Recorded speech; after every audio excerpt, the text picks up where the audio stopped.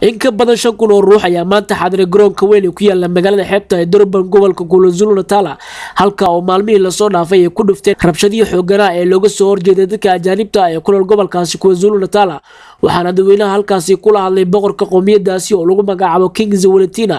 isku soo baxan oo codsaday boqorka Zuuluga kadib wada hadallo in muddo u socday asaga iyo guddi wasiiro oo loo xil saaray inay xalka gaaraan barnaamijyada ajnabi naceebka ee ka dhacay deegaanka gobolka Zuuluga isla markaana ay ku barakaceen in ka badan 4,000 oo qoys laguna boobay ganacsiga dadka ajaanibta ah ee ku lahaayeen gobolkaasi waxaana intay rabshadahani socdeen ku dhintay 4 ruux oo ajaanib ah iyo 3 ruux oo South African ah khudbadda boqorka King zwelithini ayaa u bandhigay dhacdooyinkii dhacay ee lagu dhibaateeyay dadka ajaanibta ee ku nool magaalada Durban ee gobolka Zuuluga waxa uu sheegay in uu aad uga xun yahay wax laga xumaado ay tahay shacabka ajaanibta ah lagu dhibaateeyo gudaha dalka koofur Afrika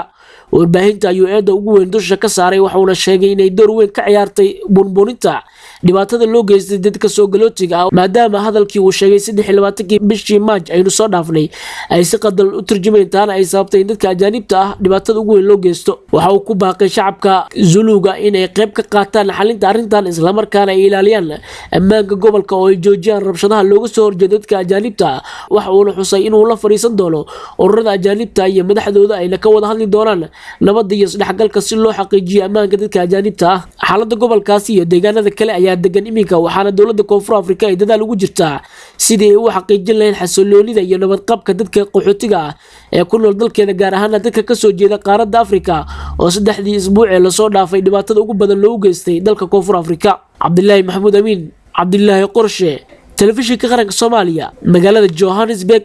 koofur Afrika